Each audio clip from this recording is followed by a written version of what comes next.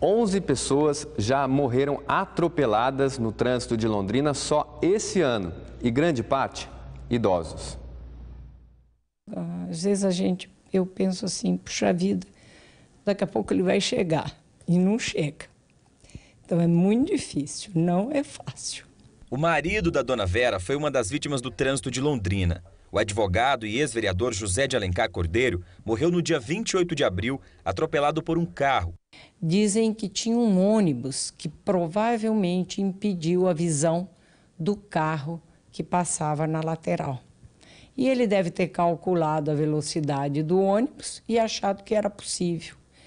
E com a velocidade do carro, não deu. A esposa conta que o marido tinha 76 anos e estava com a saúde em dia. Não tinha dificuldades de locomoção. Na última quinta-feira, outro acidente envolvendo um idoso. Irma Karolensky, de 77 anos, foi atropelada por um carro. Ela sofreu traumatismo craniano, foi socorrida e levada ao hospital, mas no dia seguinte não resistiu aos ferimentos e morreu. De janeiro até abril, 106 pessoas foram atropeladas no trânsito de Londrina. 12 eram idosos e 8 morreram. Às vezes, as dificuldades estão presentes em lugares que a gente nem imagina. Atravessar sobre a faixa de pedestre no tempo do semáforo, para muita gente pode ser uma tarefa simples. Mas para quem tem mais de 60 anos, não é tão fácil assim não. A agilidade não é mais a mesma. Nesse semáforo mesmo, o idoso tem que correr. São só 10 segundos para completar a travessia. Imagine só se a pessoa atrasar um pouco de começar a atravessar, ele pega o trânsito já aberto para os automóveis, para os veículos.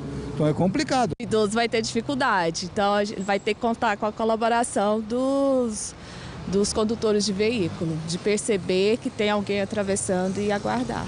O idoso não está tendo respeito em lugar nenhum, nem na faixa, nem em lugar nenhum. Você pode vir, eles vêm em cima. Esses dias eu puxei meu marido, que ele ia atropelar meu marido. Ele não enxerga, nem ia passar por cima. Pense bem, motorista, pense bem no que você está fazendo na direção de um carro. A responsabilidade é muito grande. Sobre esse assunto, a gente vai conversar um pouquinho mais agora com o médico geriatra, Dr. Marcos Cabreira. Muito obrigado pela presença aqui, doutor. Fica fácil para o motorista colocar na conta do idoso, né? Ah, não viu o carro, ele é idoso, como é que é? Sempre quando a gente está diante de um problema, né? O que nós fazemos? Nós arranjamos um culpado, né? E nesse caso é muito fácil definir, olha, o culpado é o grupo de idosos que nem na rua deviam estar, né? Quer dizer, essa é a visão da sociedade em relação a isso. Isso é um problema, tá certo? Que é proporcional às dificuldades e às características daquele indivíduo que envelhece, inclusive todos nós vamos envelhecer e todos nós vamos viver essa situação, e a sociedade tem que aceitar, tem que reconhecer o seguinte, olha, esta é uma situação que somos responsáveis por ela. E como fazer? Às vezes, na tentativa de proteger, a gente acaba tomando decisões erradas. Por exemplo, vó, não sai mais de casa, é perigoso, fica em casa, como é que é? Esses números, eles não podem gerar uma atitude de fechar, né? De punir o indivíduo idoso. Quer dizer, sair de casa é extremamente importante, ir para a igreja é importante, fazer a compra, quer dizer, ter autonomia. O indivíduo idoso, que é aquele indivíduo que vive a vida, que ele tem que se beneficiar daquela vida que ele está tendo a oportunidade de viver. Agora, evidentemente que ele tem que ter alguns cuidados. Ele tem que entender que ele é mais vulnerável.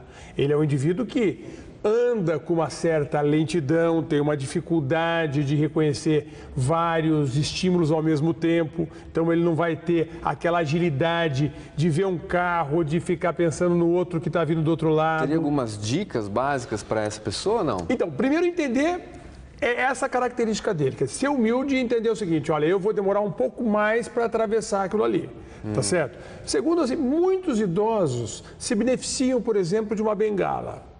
E muitos não querem utilizar, tem um constrangimento, não quero usar a bengala de jeito nenhum, e a bengala dá um equilíbrio maior. Segundo, os óculos e os aparelhos auditivos.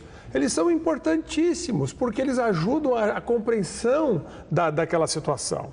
E aí, o indivíduo precisa entender, assim, escolher as vias que ele tem mais facilidade em atravessar. Alguns cruzamentos são impossíveis para alguém que anda numa velocidade muito lenta. É impossível o indivíduo conseguir atingir aquele limite só com aquele tempo que o semáforo está proporcionando. O idoso ao volante, a gente tem que permitir também, não pode?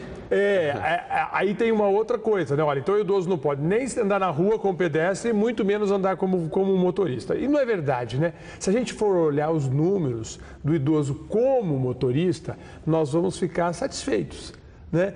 É um indivíduo que não tem, ele não é tanto protagonista desses acidentes. Agora, ele tem que ter uma preocupação, ele tem realmente entender essa diferença. Ele vai ter um indivíduo que vai ter que fazer a opção por vias menos rápidas, com menores cruzamentos, num período do dia onde tem uma luminosidade melhor. Então, assim, ele precisa ser motorista se isto for realmente se representar uma questão de autonomia. E os motoristas, a gente precisa parar de colocar na conta dos pedestres atravessando e tomar mais cuidado, com certeza, né? Obrigado, Cabreira.